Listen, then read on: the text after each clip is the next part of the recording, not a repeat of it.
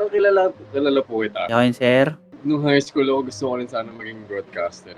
Bakit hindi mo gawin na yun? I-pursue mo ang iyong passion, kabayan. Pag ikaw nakaramdam ka ng passion, hugutin mo. Hawakan mo sa betlog. It's you! It is mo! Yung, Puta! Sorry. yun na naman eh, no?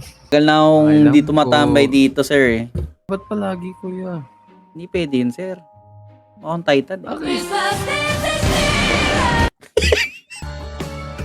Pero what if, habang hinihintay mo siya, meron na palang iba.